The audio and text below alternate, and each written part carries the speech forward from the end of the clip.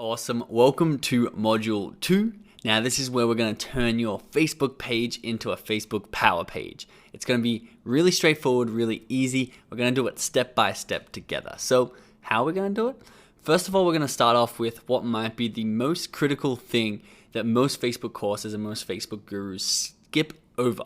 This is really going to separate your Facebook page from all the rest, and we're going to establish an account call to action. So this is why this course is so much different, is we want results with your Facebook page. We don't just want to grow it with a bunch of random fans. We want to actually have it working for you and finding the right targeted customers and funneling them back through to buy your products and services. So once we get the call to action settled and the streamlined funnel all set up, we're going to move across to optimizing the other characteristics that are really important in your Facebook page, such as the Facebook page name. We're going to go through your Facebook page imagery, what to do and what not to do in order to get people to follow you, like your brand, and notice you around the Facebook community.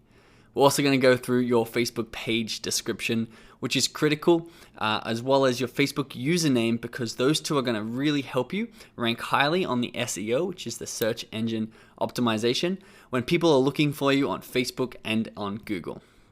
We're then going to go through the Facebook page settings and the Facebook page preferences to make sure your page is set up perfectly and you're in control of everything that you want to be in control of.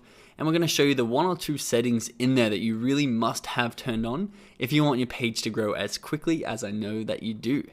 So then we're going to be talking about our Facebook existing content and our milestones. And then we're going to be showing you exactly how we do this step by step to our pages. And then we're going to explore how your competitors and these big businesses and big brands with literally billion-dollar social media budgets, what they're doing and how you can take the best of what they're doing and use it in your page to get extra results, extra success. Now, where this falls into the whole course is, this is laying the foundation.